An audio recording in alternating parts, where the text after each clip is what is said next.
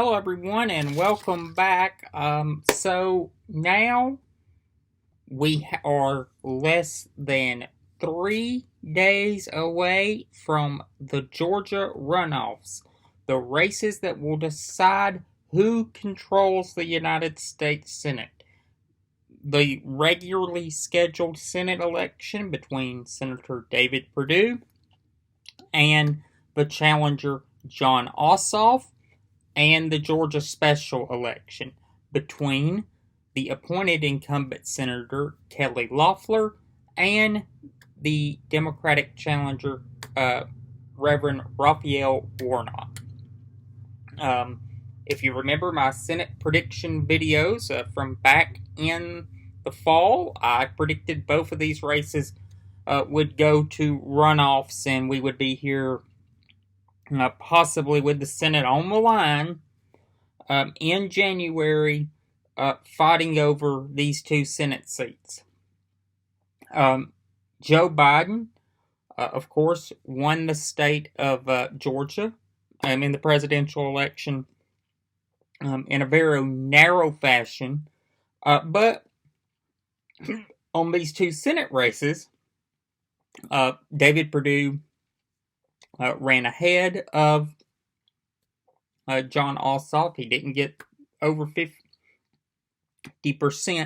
And if you take all the Republican candidates in the special election, which was a jungle primary in November, the Republican candidates ran ahead of the Democratic candidates.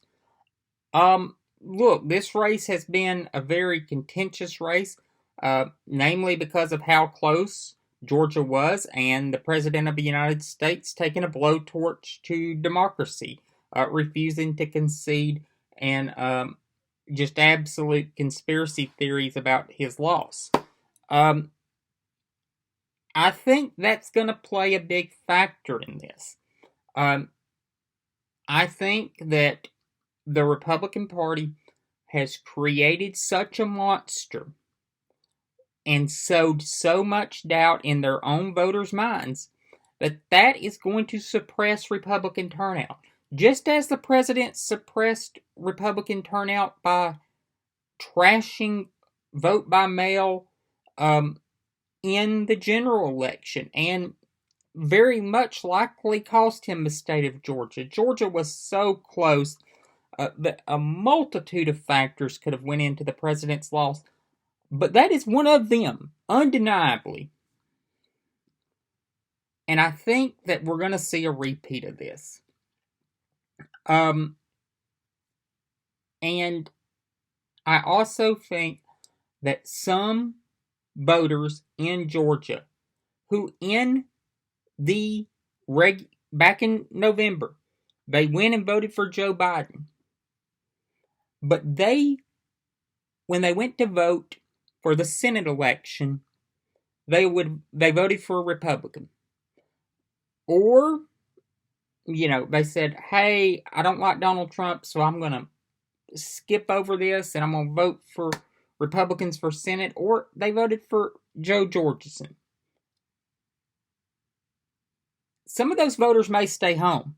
They supported someone but Donald Trump on the top of the ticket, but they voted for the Republican candidate down ballot in the Senate races. Or, they voted Republican in that race.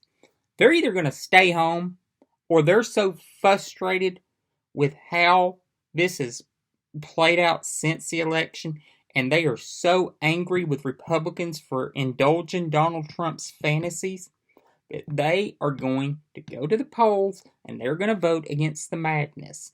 And they're going to say, I'm going to vote for Jon Ossoff or Raphael Warnock.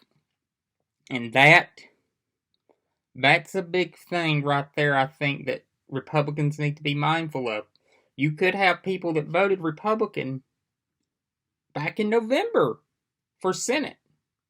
But because of what's taken place since Election Day, they're so disgusted with how Republicans have indulged Donald Trump's fantasies that they're going to take their vengeance out on Kelly Loeffler and David Perdue.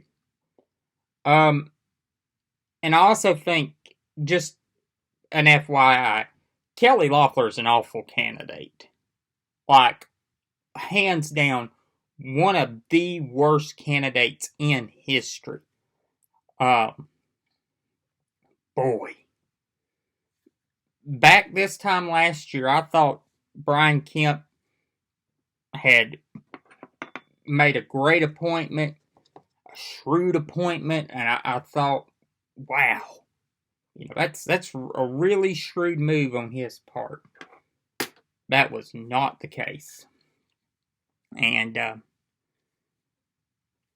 it's very likely going to lead to Mitch McConnell being the minority leader.